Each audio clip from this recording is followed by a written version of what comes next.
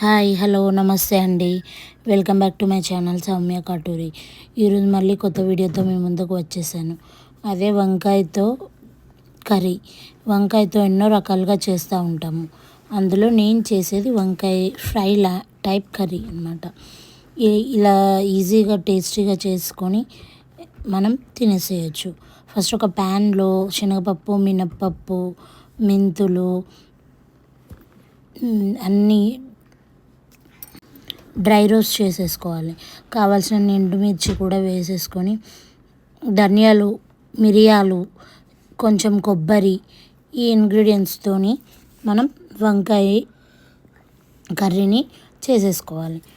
అలా వీడియోలో చూపిస్తున్న విధంగా కట్ చేసుకొని డ్రై రోస్ట్ చేసుకున్నది చల్లారిన తర్వాత మిక్సీ గ్రైండర్లో ఆ పౌడర్ని మెత్తగా పట్టేసుకోవాలి. దాని తర్వాత ఒక్కొక్క వంకాయలో మనం డ్రై రోస్ట్ చేసుకున్న పౌడర్ని ఇలా పెట్టేసుకున్న తర్వాత ఒక ప్యాన్లో నూనె వేసి వంకాయలన్నిటినీ మంచిగా దోరగా వేగేంత వరకు ఒక్కో వంకాయ మొత్తం కింద ఆనేటట్టు పెట్టాలి.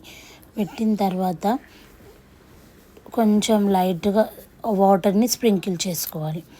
వాటర్ని ఇలా స్ప్రింకిల్ చేసుకోవడం వల్ల వంకాయ లోపల కూడా మంచిగా మగ్గుతుంది. దాని తర్వాత ఒక 15 to 20 మినిట్స్ దాకా సిమ్లో పెట్టి వదిలేయాలి. తర్వాత మనం చూస్తే వంకాయ మంచిగా మగ్గిపోయి రెడీ అవుతుంది. Please like, share and subscribe to my channel.